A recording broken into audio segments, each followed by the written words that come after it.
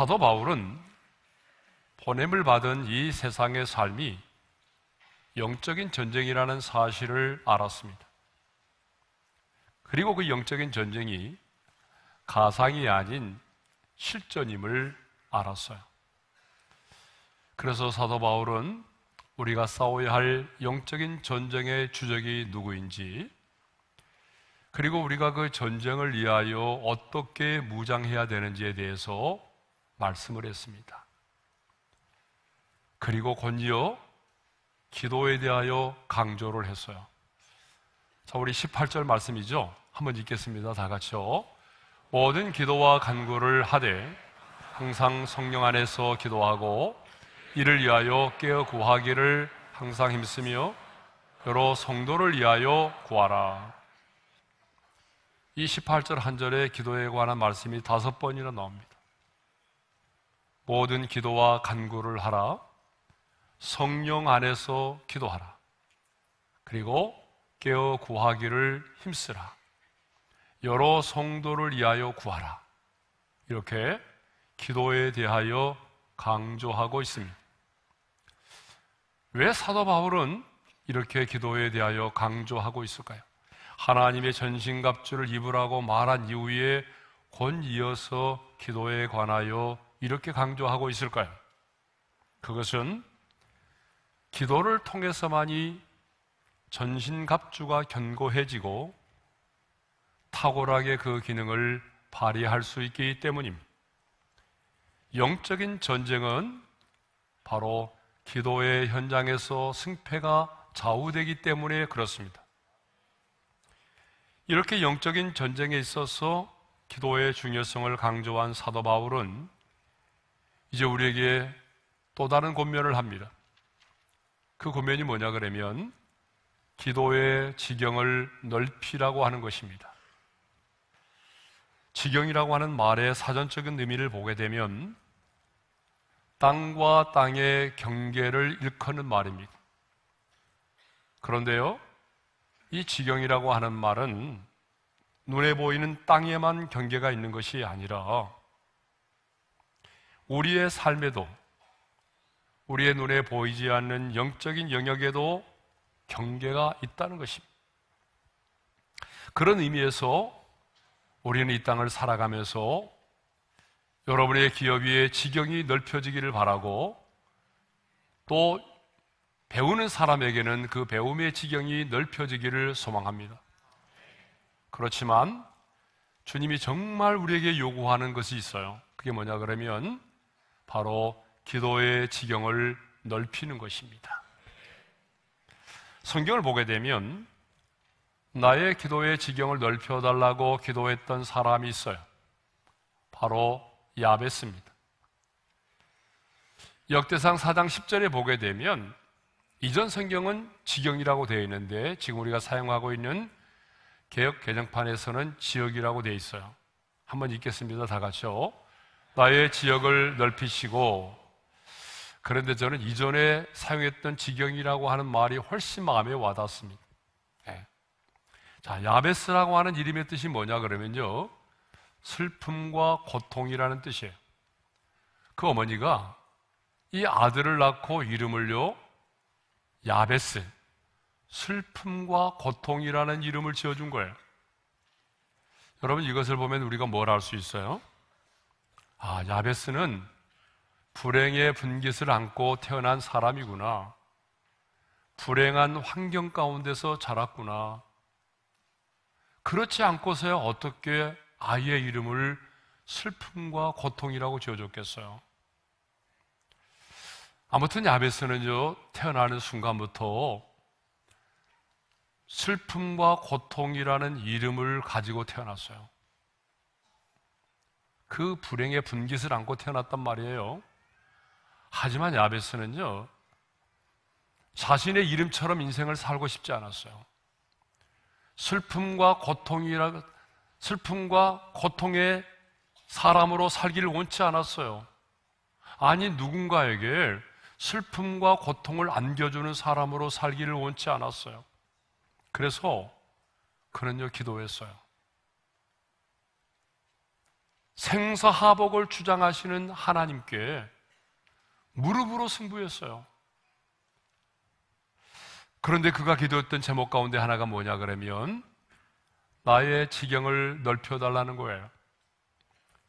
여러분, 지경을 넓혀달라고 하는 말은요, 하나님의 영광을 위해서 더 많은 일을 할 수 있게 해달라는 말이에요.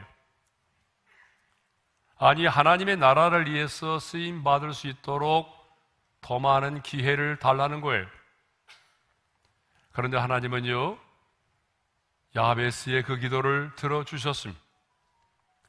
그래서 하나님은 그의 지경을 넓혀주셨고요, 그를 존귀한 자로 세워주셨습니다. 그런데 혹시 우리 성도님들 중에 야베스처럼 불행의 분깃을 안고 태어나신 분이 계십니까?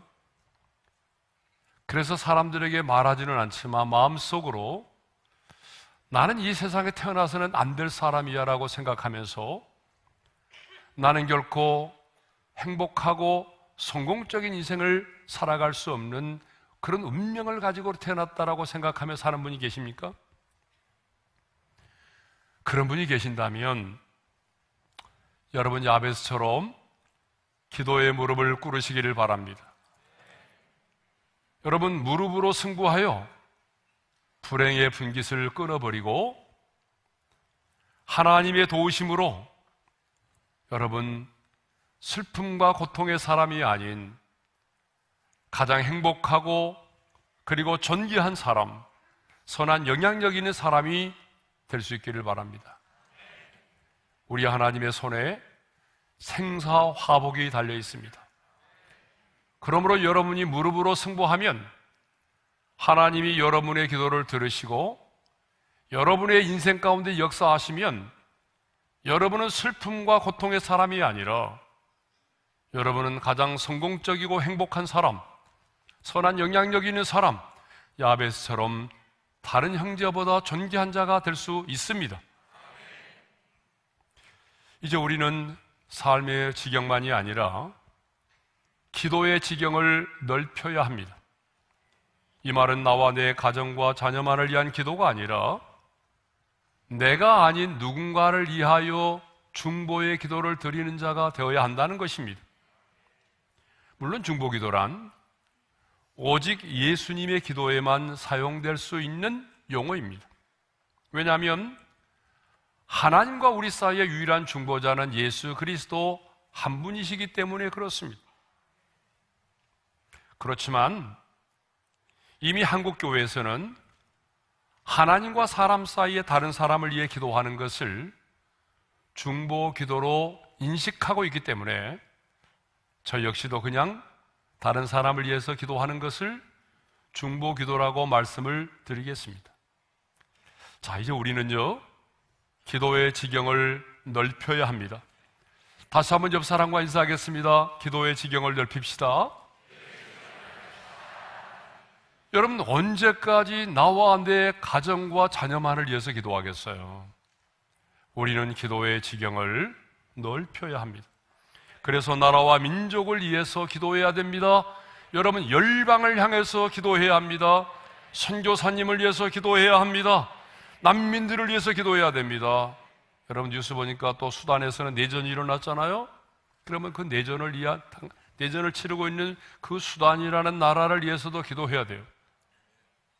전쟁 중에는 우크라이나를 위해서도 기도해야 합니다. 북한의 동포들과 그리고 그 탈북자들을 위해서 기도해야 되고요, 지하교회에 있는 성도들을 위해서도 기도해야 합니다. 다음 세대를 위해서 기도해야 합니다. 그래서 우리가 영훈학원을 섬기고 있는데 영훈 초등학교, 중학교, 고등학교 2200명의 학생들과 300명의 교직원들을 위해서, 또 우리 교회가 운영하고 있는 꿈미 대안학교를 위해서, 그리고 또 아이도스 우리 교육기관들을 위해서 기도해야 합니다. 우리 몸된 교회와 하나님이 우리 교회에 주신 그 거룩한 비전을 위해서 기도를 해야 한단 말입니다. 자, 본문을 보게 되면 사도 바울은 기도를 강조하면서 첫째로 여러 성도를 위하여 구하라고 말하죠. 그러므로 우리도 나와 내 가족만을 위해서 기도하지 말고 이제 우리의 기도의 지경을 넓혀서 여러 성도들을 위하여 기도해야 합니다. 성경을 보게 되면 하나님의 사람들은요, 자신만을 위하여 기도하지 않았습니다. 믿음의 조상 아브라함 역시 소돔과 고모라 성이 하나님의 심판을 당한다는 소식을 들었을 때에 여러분 중보하며 기도했습니다. 출애굽기 32장을 보게 되면 모세 역시 범죄한 이스라엘 백성들을 위하여 중보하며 기도했습니다. 시내산에 올라간 모세가 덫이 내려오자 그것을 참지 못한 이스라엘 백성들은요, 우리가 잘 아는 것처럼 금송아지를 만들어서 숭배를 했습니다. 그때 하나님은 그 백성들을 진멸하시고 모세를 통하여 새로운 나라를 세우시겠다라고 말씀하셨어요. 출애굽기 32장 10절의 말씀이죠. 다 같이요. 그런즉 내가 하는 대로 두라. 내가 그들에게 진노하여 그들을 진멸하고 너를 큰 나라가 되게 하리라. 그때 모세는 만일 이 백성을 이곳에서 진멸하시면 저 애굽 사람들이 하나님에 대해서 어떻게 생각하시겠습니까? 자기 백성을 광야에서 죽이시려고 하나님이 애굽에서 이끌어냈구나, 그렇게 생각하지 않겠습니까? 다시 말하면 하나님의 명예에 호소하는 기도를 드렸어요. 뿐만 아니라 주의 종 아브라함과 이삭과 이스라엘을 기억하여 달라며 하나님의 언약에 호소하는 기도를 드렸습니다. 하나님은 마침내 모세의 그 중보의 기도를 들으시고 뜻을 돌이키셨어요. 그리고 말씀하신 화를 그 백성에게 내리지 아니하셨습니다. 출애굽기 32장 14절의 말씀을 읽겠습니다. 다 같이요. 여호와께서 뜻을 돌이키사 말씀하신 화를 그 백성에게 내리지 아니하시니. 그러니까 모세의 중보 기도가 백성들을 진멸하시고자 했던 하나님의 뜻을 돌이키게 했다는 것이죠. 여러분, 예수님 역시 어떤 집에 들어가게 되면 가장 먼저 그 집에 평안을 위해서 기도하라고 말씀하셨어요. 마태복음 10장 12절에서 13절입니다. 다 같이요. 또 그 집에 들어가면서 평안하기를 빌라. 그 집이 이에 합당하면 너희는 평안이 거기에 임할 것이요 만일 합당하지 아니하면 그 평안이 너희에게 돌아올 것이니라. 여러분은 남의 집에 가게 되면 가장 먼저 뭘 기도하죠? 하나님, 나도 이런 좋은 집에 살게 해주십시오, 이런 기도 하나요? 하나님의 사람은요, 어떤 집에 가게 되면 가장 먼저 평안을 구하라는 거예요. 근데 중요한 게 뭐냐 그러면 누군가를 위하여 기도하는 것은 결코 손해가 되지 않는다는 거예요. 내 자신에게도 유익이 된다는 것입니다. 그러니까 여러분, 다른 사람을 위해서 기도한다는 것은 내 자신에게도 굉장히 수지가 되는 거예요. 여러분 그러지 않아요? 손해되는 법이 없어요. 예? 내가 누군가를 축복하며 기도했는데 그 사람이 받을 준비가 되어 있지 않으면 내가 빌었던 평안이, 그 축복이 내게로 온다는 거예요. 그러니까 여러분, 다른 사람을 위해서 기도하는 것은요, 내 자신에게도 엄청난 유익이 되는 것입니다. 그러므로 여러분, 기도의 지경을 넓혀서 다른 사람을 위해서 기도할 수 있기를 바랍니다. 오늘 주신 말씀처럼 특별히 여러 성도를 위하여 간구할 수 있기를 바랍니다. 여러분, 조금만 관심을 가지고 살펴보게 되면 오늘 나의 중보의 기도를 필요로 하는 사람들이 진짜 많이 있습니다. 암과 투병 중에 있는 성도도 있습니다. 자녀의 가출로 인해서 눈물을 흘리며 기도하고 있는 성도도 있습니다. 남편의 폭언과 폭력과 예도로 인해서 고통과 두려움 속에 하루하루를 살아가는 성도들도 있습니다. 사탄의 공격으로 인하여 깨어질 가정의 위기 앞에서 가정을 지키기 위하여 몸부림치는 성도도 있습니다. 믿지 않은 가정에서 말로는 표현할 수 없는 그러한 모욕과 핍박을 받으면서 어렵게 신앙생활을 하는 분도 있습니다. 심지어는 보이스피싱을 당해서 어렵게 모은 돈을 잃어버리고 자괴감 속에 빠져서 있는 성도도 있습니다. 이단에 빠진 부모와 자녀를 위해서 치열한 영적인 전쟁을 치르는 성도도 있습니다. 믿었던 사람에게 배신을 당해서 상상을 초월한 아픔을 가지고 살아가는 성도도 있습니다. 자녀의 진학, 자녀의 진로, 자녀의 결혼을 위하여 새벽마다 간절하게 부르짖어 기도하는 부모도 있습니다. 정말 눈을 들어보게 되면 나의 중보의 기도를 필요로 하는 사람들이 너무나 많이 있습니다. 그렇다면 여러분은 지금 누구를 위하여 기도하고 있습니까? 여러분의 기도 속에 빠지지 않고 매일 아침과 저녁에 간구하며 부르짖어 기도하는 성도가 몇이나 됩니까? 예? 오스왈드 챔버스 목사님은 중보 기도에 관하여 이런 말을 했습니다. 우리 함께 읽겠습니다. 중보의 기도를 제대로 하려는 마음을 품기 전까지는 우리 모두 바리새인이다. 누군가를 위하여 기도하려는 마음이 없이 내 자신만을 위해서 기도하는 사람은 당시 자신의 탐욕만을 위해서 살았던 바리새인과 똑같다는 말입니다. 그러므로 우리는 이 시대의 바리새인이 되지 않기 위해서라도 기도의 지경을 넓혀서 여러 성도를 위하여 기도해야 할 줄로 믿습니다. 여러 성도를 위하여 구하라고 말한 사도 바울은 이제 나를 위하여 구하라고, 나를 위해서 기도해 줄 것을 간곡하게 부탁을 하고 있습니다. 19절 상반절의 말씀이죠. 다 같이요. 또 나를 위하여 구할 것은, 사도 바울은 기도의 위력을 알았던 사람입니다. 사도 바울은 기도가 무엇인지를 알았던 사람이죠. 사도 바울은 중보 기도의 능력이 무엇인지를 알았던 사람입니다. 그래서 끊임없이 자신을 위하여 기도해 줄 것을 부탁합니다.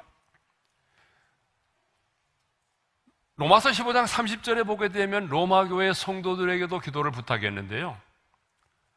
우리말 성경을 한번 읽어보도록 하겠습니다. 다 같이요. 형제들이여, 내가 우리 주 예수 그리스도를 힘입고 성령의 사랑을 힘입어 여러분에게 부탁합니다. 나를 위해 여러분도 나와 함께 하나님께 열심히 기도해 주십시오. 나를 위해 하나님께 열심히 기도해 달라라고 부탁을 하지 않습니까? 고린도후서 1장 11절에 보게 되면 고린도 교회 성도들에게도 기도를 부탁합니다. 다 같이요. 너희도 우리를 위하여 간구함으로 도우라. 데살로니가후서 3장 1절에 보게 되면 데살로니가 교회 성도들에게도 기도를 부탁합니다. 다 같이요. 형제들아, 너희는 우리를 위하여 기도하기를 주의 말씀이 너희 가운데서와 같이 퍼져나가 영광스럽게 되고, 골로새서 4장 3절에 보게 되면 골로새 교회 성도들을 이렇게 부탁합니다. 다 같이요. 또한 우리를 위하여 기도하되 하나님이 전도할 문을 우리에게 열어주사 그리스도의 비밀을 말하게 하시기를 구하라. 여러분, 이렇게 사도 바울은 끊임없이 모든 교회의 성도들에게 자신을 위하여 기도해 줄 것을 간곡히 부탁을 했다는 것입니다. 여러분, 대사도인 사도 바울도 끊임없이 성도들에게 기도를 부탁을 하였습니다. 아니, 인간의 몸을 입고 이 땅에 계시는 우리 예수님도 연약한 제자들에게 자신을 위하여 기도해 줄 것을 부탁을 했습니다. 저도 새벽마다 우리 성도들에게 저를 위해서 기도를 해달라고 부탁을 하고 있습니다. 그렇다면 여러분도 누군가에게 기도를 부탁해야 되지 않을까요? 여러분은 누군가에게 기도를 부탁을 하고 있습니까? 그런데 성도들 중에는요, 누구에게도 기도를 부탁하지 않고 홀로 참고 견디면서 신앙생활을 하시는 분이 있다는 거예요. 분명히 계실 겁니다. 지금까지 신앙생활하면서 누군가에게도 나를 위해서 기도해 주십시오라고 부탁을 하지 않고 신앙생활을 하고 있는 분들이 계십니다. 물론 몰라서도 안 할 수가 있겠지만 여러분들이 기도의 중요성을 알면서도 기도를 부탁하지 않았다고 한다면 그 사람은요, 겸손한 사람이 아닙니다.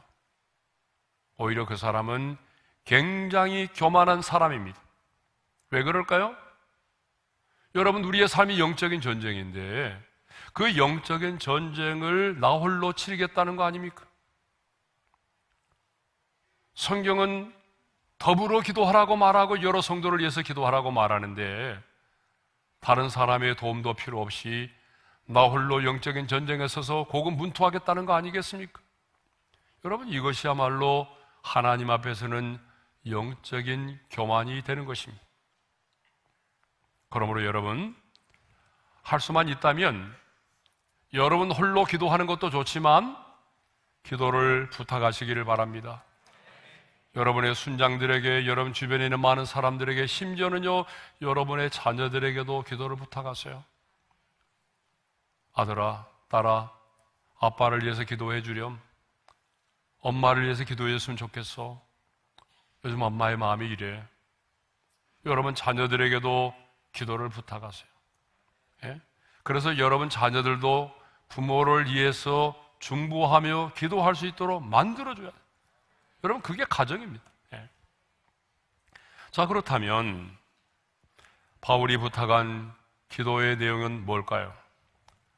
자, 바울이 부탁한 기도의 내용은 두 가지입니다. 첫째는요, 내게 말씀을 주사입니다. 자, 19절 상반절의 말씀을 우리 한번 함께 읽겠습니다. 다 같이요. 또 나를 위하여 구할 것은 내게 말씀을 주사. 지금 사도 바울이 어디에 있어요? 옥중에 있습니다. 감옥에 있어요. 그렇다고 한다면 바울은 무슨 기도를 부탁을 해야 되겠습니까? 여러분, 이런 기도를 해야 되지 않겠어요? 성도 여러분, 저는 지금 감옥에 있습니다. 건강도 좋지 않습니다. 하루하루 견디기 너무 힘듭니다. 그러므로 속히 석방이 돼서 건강한 몸으로 복음을 전할 수 있도록 기도해 주세요. 여러분, 이게 어떻게 보게 되면 상식적인 기도예요. 근데 지금 바울은요, 자신의 안위와 건강과 석방을 위하여 기도를 부탁하지 않았습니다. 그가 기도를 부탁했던 첫 번째 기도의 제목은 이거예요. 하나님이 내게 말씀을 주시도록 기도해 주세요.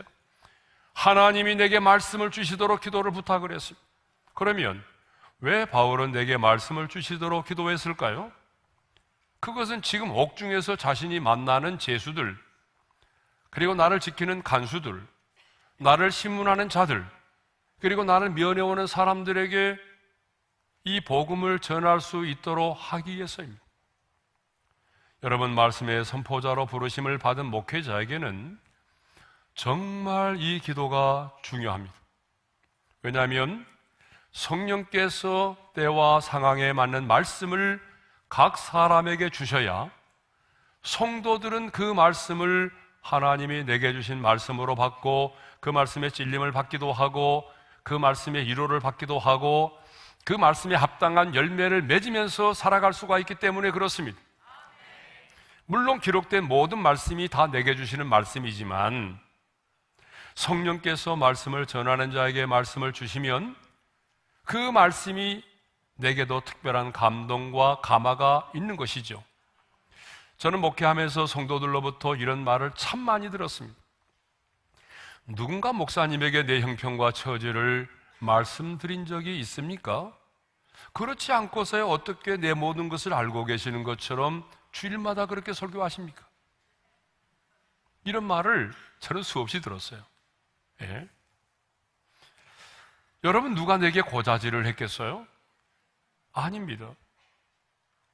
성령께서 말씀을 주시면 이런 일이 가능하다는 것이죠.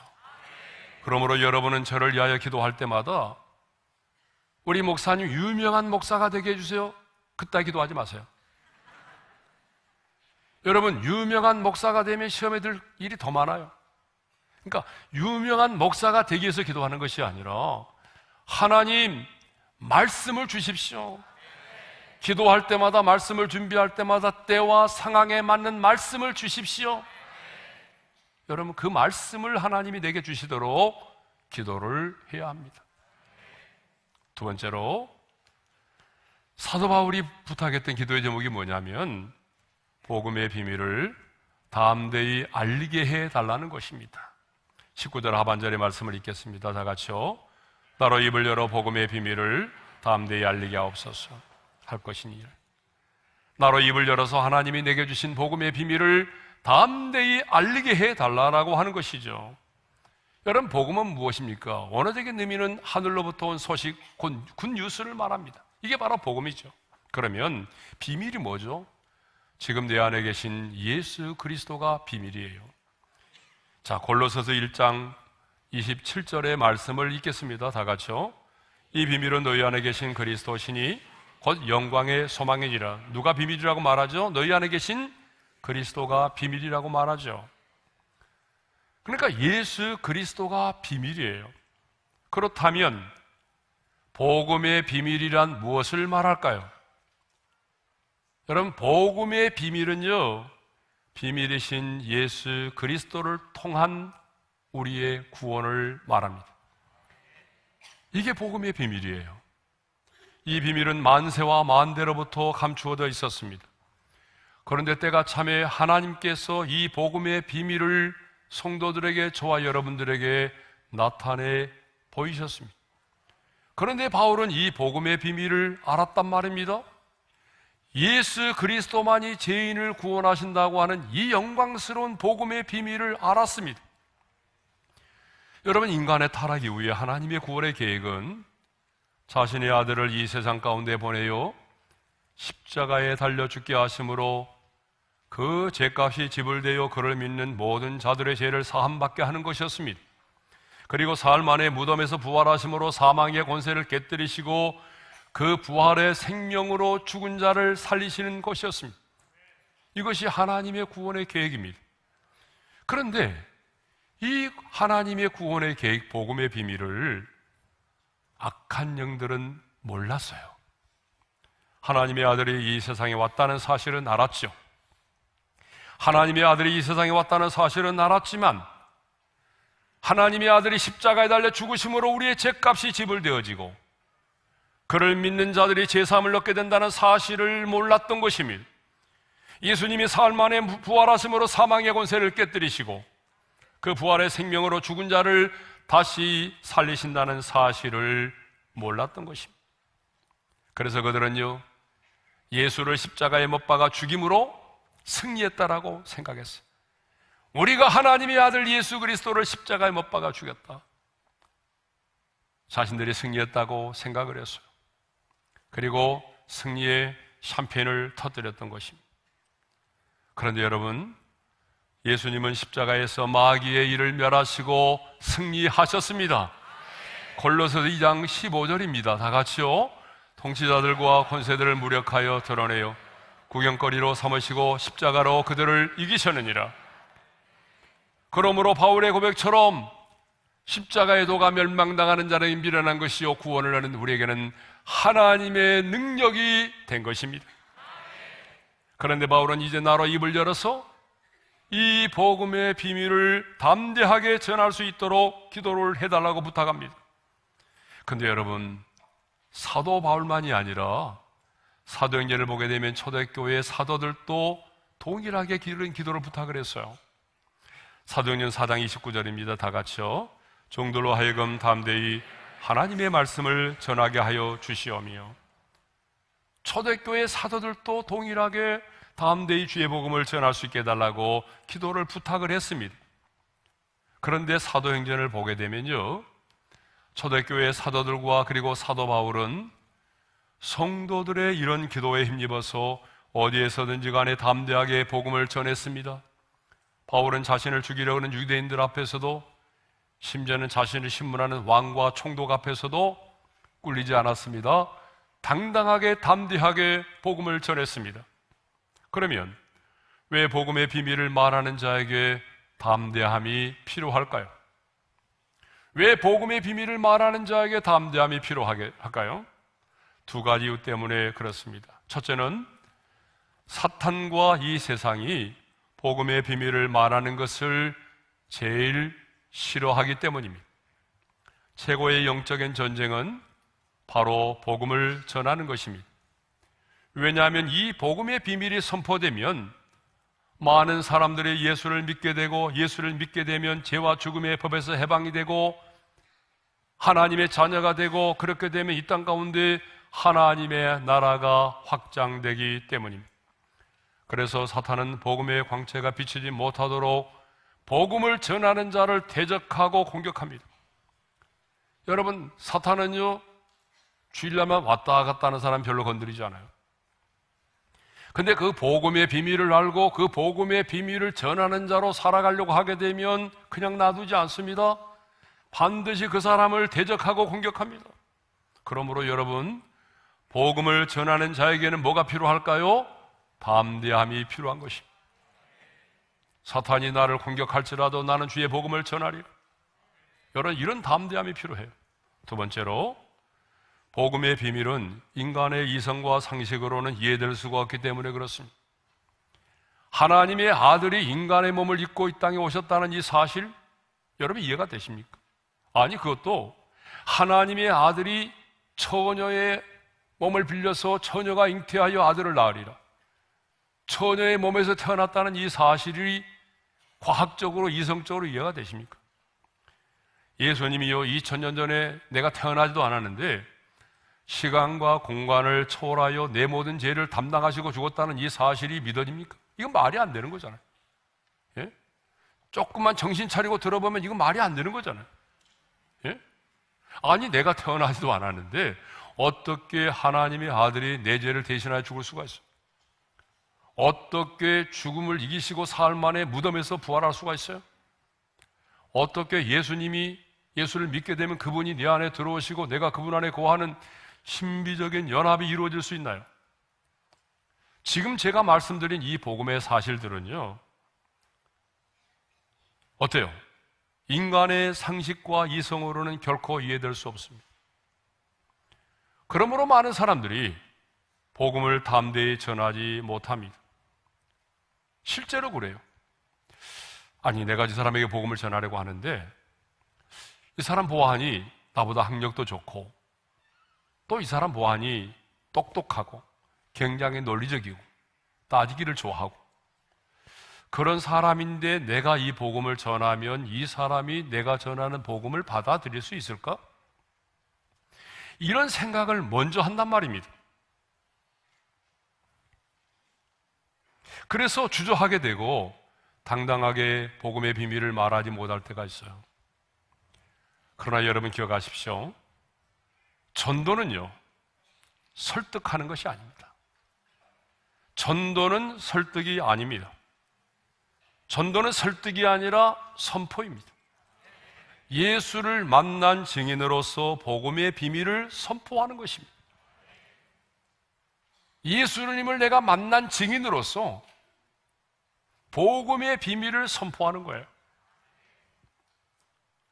이렇게 예수를 만난 증인으로서 꿀리지 않고 당당하게 복음의 비밀을 선포하면 그 다음은 누가 역사하시죠? 성령께서 역사하십니다. 성령께서 역사해 주셔야만이 믿어지고 성령께서 역사해 주셔야만이 그가 마음의 문을 열고 예수님을 영접하게 되고 예수님의 생명으로 거듭나는 역사가 일어나게 되는 것입니다. 그래서 성령으로 말미암지 않고는 예수를 주라 시인할 수 없느니라고 성경은 되어 있어요. 그러므로 여러분, 복음 전도자에게 필요한 것은 당당함입니다.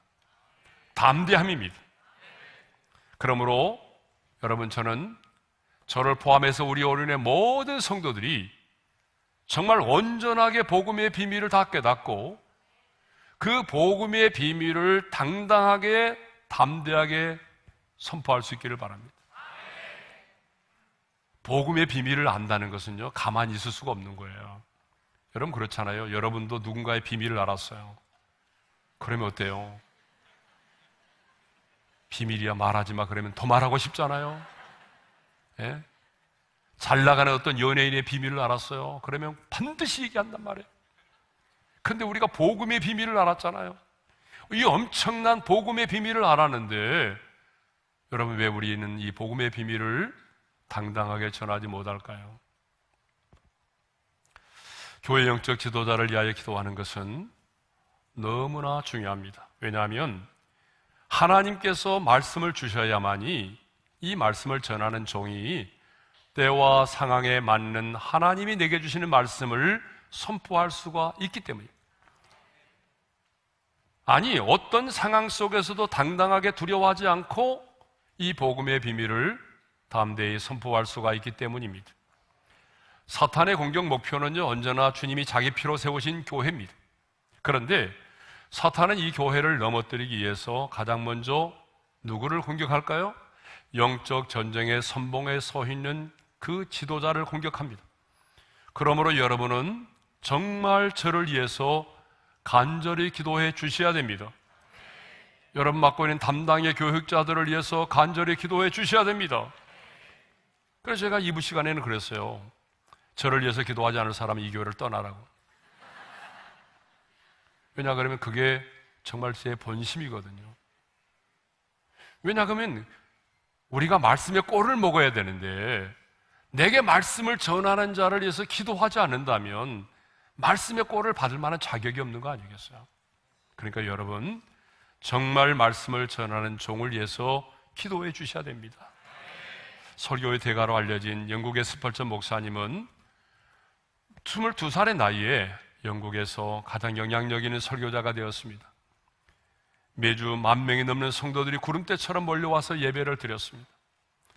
그리고 그 설교에는 엄청난 성령의 기름 부으심이 있었습니다. 그래서 많은 사람들이 목사님께 그 비결에 대해서 물어보러 오기도 하고 또 그 교회를 방문하기도 했습니다. 그때마다 목사님은 아무 말씀도 하지 않으시고 그 사람을 데리고 한 조그마한 성전 지하로 내려가셨습니다. 그 문을 여니 그곳에는 300명 정도 되는 중보자들이 모여서 스펄전 목사님을 위해서 간절히 중보의 기도를 드리고 있었습니다. 목사님의 사역의 배후에 이렇게 엄청난 중보의 기도자들이 있었다는 것입니다. 하나님의 손에 붙들린 바 되어서 한 시대에 쓰임받는 하나님의 종들의 배후에는 중보하며 기도하는 많은 사람들이 있었습니다. 그렇다면 여러분은 지금 얼마나 주의 종을 위해서, 사역자들을 위해서 간절히 중보하며 기도하고 계십니까? 저는 우리 오늘의 성도들이, 오늘 이 말씀을 받는 우리 모든 성도들이 기도의 지경이 넓혀지기를 소망합니다. 여러분 자신만을 위하여 기도하지 말고 여러 성도들을 위하여 기도하고 선교사님들을 위해서 기도하고 여러분 난민들과 전쟁 중에 있는 나라를 위해서 기도하고 북한의 동포를 위해서 기도하고 말씀을 전하는 종을 위해서 기도할 수 있기를 바랍니다.